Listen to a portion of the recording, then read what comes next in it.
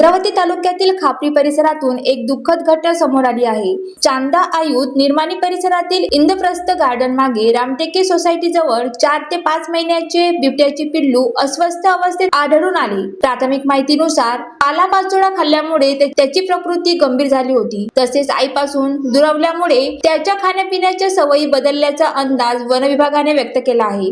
घटनेची माहिती मिळताच वन विभागाच्या पथकाने तात्काळ घटनास्थळी धाव घेत पिल्ल्याला ताब्यात घेतले आणि उपचारासाठी चंद्रपूर येथील टीटीसी केंद्राकडे हलवण्यात आले। मात्र दुर्दैवाने उपचारासाठी नेत असताना वाटेतच त्या पिल्लाचा मृत्यू झाला। उत्तरीय तपासणीत बिबट्याच्या घशात पालापाचोळा अडकलेला आढळून आला असून त्याच कारणामुळे मृत्यू झाल्याचा प्राथमिक अंदाज व्यक्त करण्यात आला आहे। यानंतर नियमानुसार चंद्रपूर येथील टीटीसी केंद्रात पिल्ल्याच्या मृतदेहाचे दहन करण्यात आले। ही संपूर्ण कारवाई वनपरिक्षेत्र अधिकारी किरण धानकुटे यांच्या मार्गदर्शनाखाली पार पडली। ही घटना वन्यजीव संरक्षणाच्या दृष्टीने अत्यंत चिंताजनक मानली जात आहे। ज्वालादीप न्यूज साठी सुनील देदावार, भद्रावती।